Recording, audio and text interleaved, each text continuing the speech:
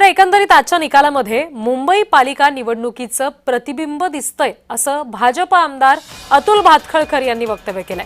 नाचता येईना अंगण वाकडं अशी विरोधी पक्षांची अवस्था आहे। नगर परिषदेत महायुती भरघोस यश मिळवते असं भातखळकर यांनी म्हटलं। आणि नगर परिषद निवडणुकीमध्ये भाजपला मिळालेल्या यशासंदर्भात आमदार अतुल भातखळकर यांच्यासोबत आमचे प्रतिनिधी मनोज दयाळकर यांनी संवाद साधलाय, बघूया।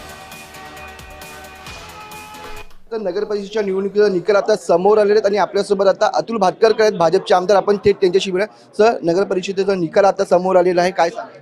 नाही बघा, नगर परिषदेच्या निकालात सर्वदूर भारतीय जनता पार्टी आणि महायुतीचा विजय होतोय।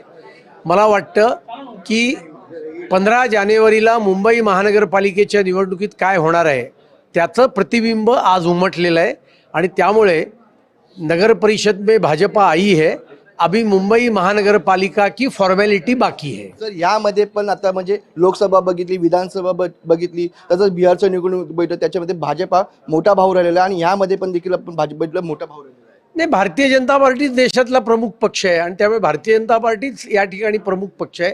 विधानसभा निवडणुकीत 137 जागा या आम्हाला 149 जागा लढवून 137 जागा मिळालेल्या आहेत आणि त्यामुळे सर्वदूर महानगरपालिकांमध्ये भाजपा महायुतीचा विजय होणार आहे। तर या निवडणुकीमध्ये देखील विरोधकांकडे मोठी टीका करण्यात आलेली, पैशांचं म्हणजे मोठ्या प्रमाणात वाटले गेले, तसंच जोबार मतदार मोठ्या प्रमाणात केले गेले असं विरोधकांकडे टीका करण्यात। नाचता येईना अंगण वाकडं अशी विरोधी पक्षांची अवस्था आहे।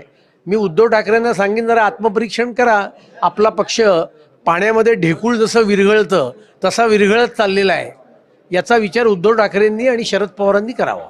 नक्कीच आपण या ठिकाणी बघितलं तर जो निकाल समोर आलेला आहे आणि त्यामध्ये देखील मोठा भाऊ भाजपच राहिलेला आहे आणि आता जी महानगरपालिकेची निवडणूक येईल त्यामध्ये महायुतीचंच महापौर राहील असं वक्तव्य देखील या ठिकाणी अतुल भातखळकर यांनी केलेलं आहे।